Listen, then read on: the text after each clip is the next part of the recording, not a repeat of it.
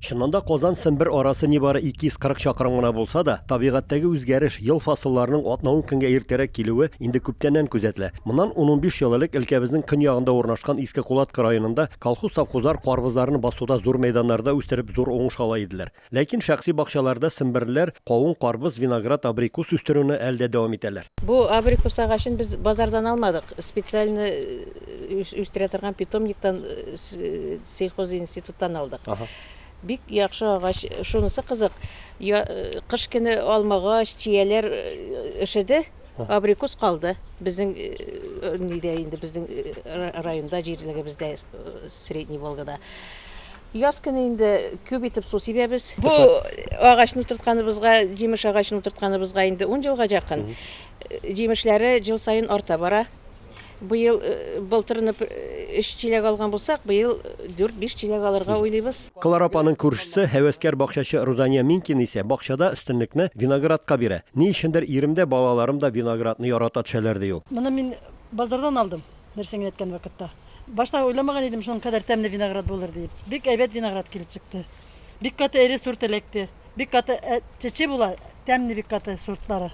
Күп бирә виноград, Аллага шөкер. Беренче елларда алай күп бирмәде, хәзер вообще күп бирә. Кышка без аны чирәбез, эленгән җиреннән каплап калдырабыз. Тирис белән каплыйбыз. Бик каты яхшы, именно миникләр белән каплыйм мин аларны. Бик әйбәт торалар, кышна әйбәт чыгалар, Аллага шөкер. Бер вакытта туңганы юк.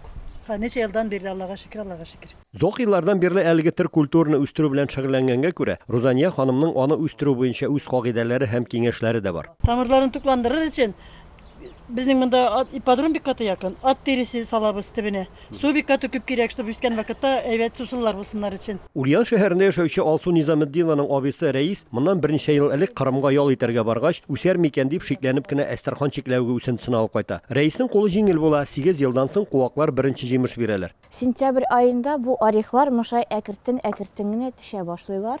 Мышай менә ачылалар алар. И аларга мышай тотынасыңда тотынсаң, алар сразу төшәләр дә китәләр. Мышындый матур гына орех булып килеп. Аны берсә кенә кояшка куеп киптерергә кирәк.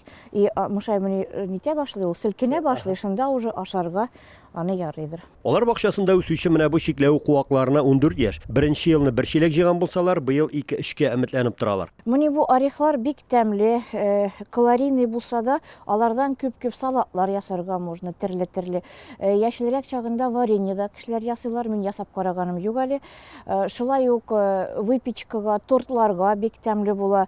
Бу орех бик тә үңгә базардагы орехтан никтер үдә үстергән, моны үдә үстергән помидорлар нинди тәмле була, орехлар да бу шулай тәмлерәк базардагыдан. Хәзер бакчаларда көзгешләр белән бергә җиләк-җимеш куакларында утырту өчен уңай чор. Шуңа күрә Алсу быел тагын да безнең якларда сирәк очрый торган яңа төр культуралар алып утыртырга ниятли. Ульяновский Арамисафин, Әхмәт Мөдәрисов, манзара тапшыру өчен.